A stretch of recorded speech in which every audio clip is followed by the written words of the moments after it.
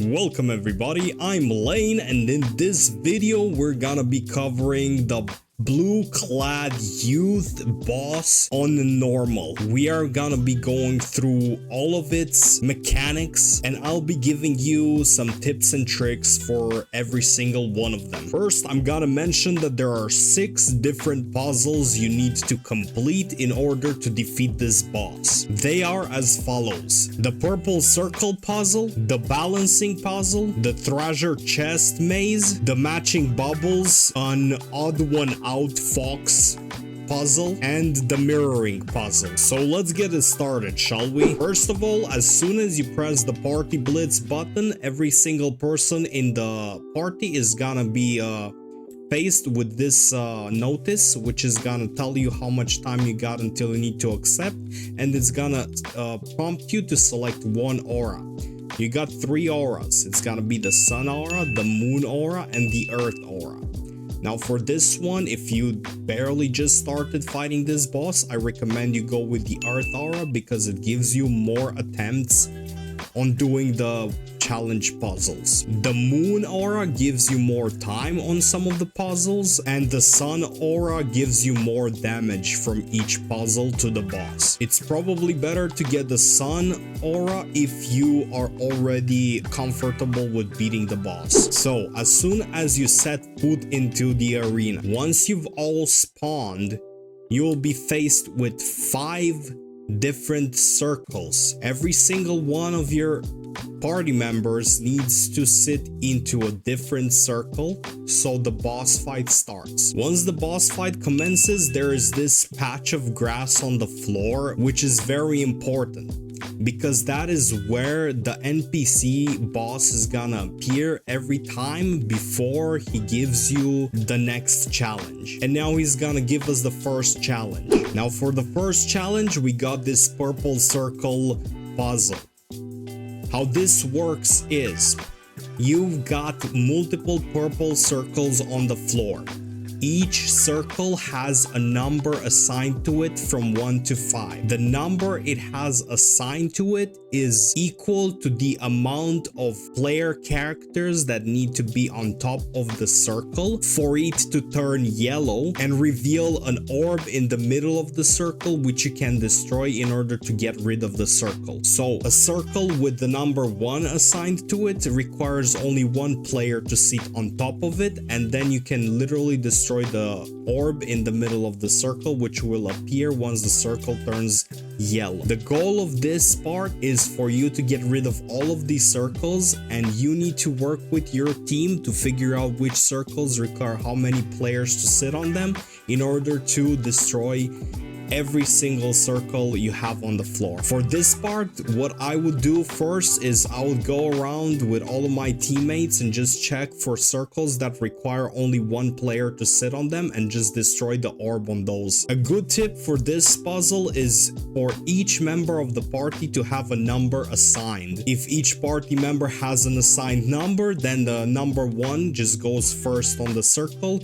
number 2 goes second, number 3 goes third, and basically the others don't intervene in case the circle turns yellow. So number 4 and 5 on a circle that requires 3 players will be waiting either way because they will see that the circle turned yellow, and if it doesn't turn yellow, the number 4 will go on the circle, and if then it turned yellow, the number 5 will just wait. It's easier to organize if everyone has already an assigned number. Another tip I have here is that if you already cleared all of these circles which are assigned with the number 1, then you can just go in a corner with your whole team and just start clearing the circles from there. Now for the second puzzle, we have a balance puzzle. The way this puzzle works is that 2 of the party members need to be on the right side, 2 need to be on the left side, and 1 guy needs to be in the middle. This way both sides are balanced out. You can also go 1 to the left, 1 to the right, and 3 in the middle probably. Once everybody's in position, there's gonna be a blue orb in the middle, very close to the green circle on the floor. Whenever you hit the sun aura or the moon aura, which you can see on the screen is with yellow and purple, the blue ball is gonna get pulled to either side that hit last. The goal is to keep the blue ball in the middle of the green circle. In this case, the people on the yellow side had to hit first so that the ball starts slowly going towards them. If the ball passes the green circle, the people on the side with the purple aura needs to hit in order to pull the ball towards them. If you manage to keep the blue ball in the middle,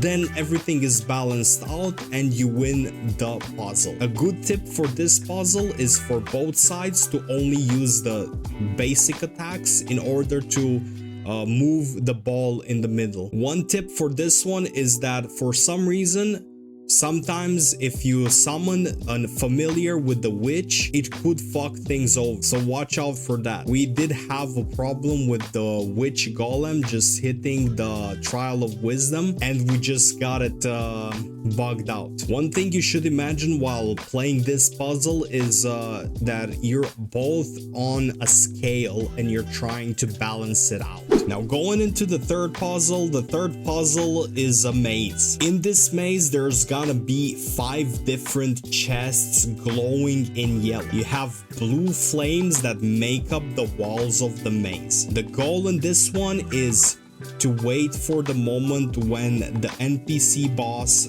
stuns the whole team, and then you hold W and you have to go and find the open path all the way to each of the 5 different chests.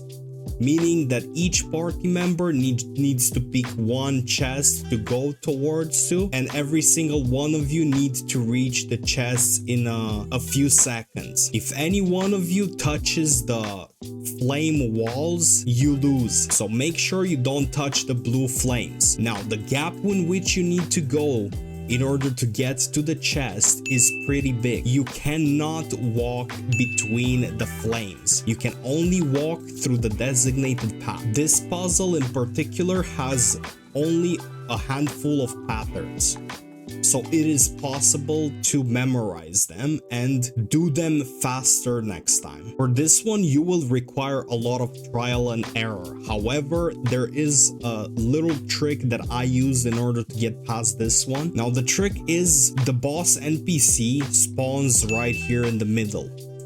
If everyone is sitting in a circle around the NPC, specifically 2 people to this side and 3 people to the other side, there's higher chance of 3 chests spawning on this side of the map rather than the other. There is, however, a chance for 5 chests to spawn, one near each other on only one side of the map. So you need to watch out for that, and generally speaking, when there's 5 chests on one side, the path towards them is on the opposite side. So if you see 5 chests, you need to walk on the opposite side and just walk all the way around to get to them. On this one, you will fail if you press spacebar to jump, if you dash, if you attack, or do anything other than just walking. If you take your finger off of the W on your keyboard, there's also a chance you will fail. You also fail if you don't do it in time. I believe you only got like a few seconds to get to your chest, probably around 15 to 20 seconds if I'd have to guess. If you hold W and 2 people are walking in the same direction towards the same chest by mistake, one of you can still turn around using the mouse and manage to get towards the other chest that needs someone to come to it. However, this requires a good memory of the maze, and it probably will require a lot of trial and error. It's best to try as much as possible to not intersect towards the same chest. On the 4th puzzle, we have a few bubbles all over the place. There's always a pair of bubbles, and what you need to do is each person in the party needs to choose one pair of bubbles and sit between them. Once everyone chose their designated pair of bubbles and everybody's in positions, the boss will start to throw small blue balls towards you. Those blue balls are heading straight for the bubbles to your left and right. The goal here is for you to hit the big bubbles to your left and right as soon as the small blue orbs make contact with the bubbles. It's better to wait half a second longer to make sure you hit the blue orbs inside of the bubbles rather than hitting too early and just failing. You do have like 1.5 to 2 seconds to react. One observation about this puzzle in particular is that some of those bubbles are further apart from each other, so it might be harder for some classes to do this puzzle in particular. Personally, with the Awakening Lan having such a small AoE, it is harder to do the bubble puzzle which has synchronized the blue orbs coming towards them, because when the blue orbs synchronize, you have to hit both bubbles at the same time, and having low AoE makes it harder for the Lan to hit both at the same time, so higher chance of failure. As you can see, this is the bubble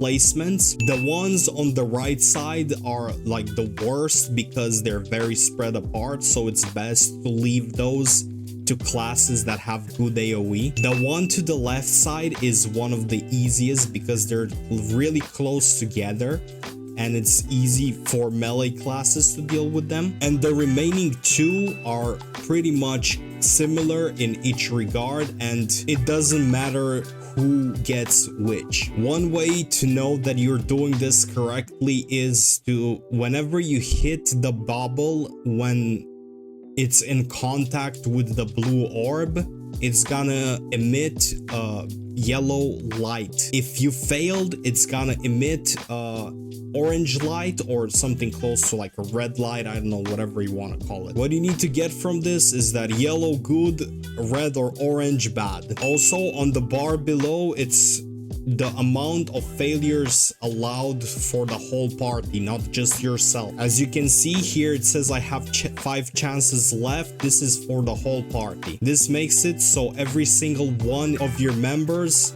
can only fail once, or one of the members is allowed to fail twice. One tip I can give you for this one is to make sure to cancel animations if you can whenever you are attacking one and then there's an orb coming faster on the other side. You can cancel animations usually by dashing sideways. Another small tip I can give to some of you is if you sit between the two bubbles, you can aim your camera above your head, which will make it a little bit easier to decide which orb is gonna be hitting the bubble first. This is only kind of useful to melee classes as opposed to range classes, which can take different angles. It's also good to note that there's approximately 8 orbs for each bubble every single time. Now for the fox puzzle, this one is pretty straightforward and easy. There's gonna be a lot of foxes spawning all the way around. The whole party needs to spread around and sit in front of one fox. You wait in front of the fox for the fox to attack you. When the fox attacks you, if it deals damage to you, if your HP goes down, that's a good fox. If it doesn't deal damage to you, that's the bad fox and you need to kill it. Once you kill all of the foxes that don't deal damage to you, the puzzle is over. The only tip I can give you here is that you should spread around. Don't sit close to each other. Don't try to kill the same fox together unless you're on the last few. Another tip that I want to give you is that if you're not sure, just sit in front of the fox and let it hit you twice. You do have times for the fox to hit you twice. So just be patient, wait and see if it damages you. If it doesn't, then kill it and get over with it. There's usually like 3 to 5 foxes that are fake. Now on to the last puzzle. This is a mirror puzzle. First, you will be presented with some purple small circles to one side, And then there's gonna be some sort of like statues or like monsters that you can kill on the other side. You go to the other side, you kill every single monster, and you will notice that some of them will have like a yellow circle underneath them after you've killed them. Once you've killed all of the monsters on the other side, you will have to match the circles on the monster side with the circles on the opposite side. It's basically a mirror puzzle. If a monster is sitting on a circle on the other side, you have to be sitting on the opposite circle on the empty side. You'll notice there's gonna be 5 monsters, 1 for each of your party members. Make sure to check positions and see if you are sitting in the right position. The positions for this mirror puzzle are gonna be pretty much the same. There's like only a few variations, probably like 4. There's not much of a tip that I can give you here. It's just more of like look on the other side and see if it feels like it matches. If you've done everything correctly, the boss should have his HP depleted, and the last thing you need to do is to look up for a chest that is gonna spawn, and you all need to hurry up on that chest and kill it real fast, and there you go, the boss is done and you've finished this party boss. If you don't have knowledge on him, you have a chance of gaining knowledge for the boss, and also the boss blitz rewards, you will get them after the reset. If you got any more questions, don't forget to leave them in the comments below. Don't forget to leave a like if you liked the video, and subscribe for more. Bye bye.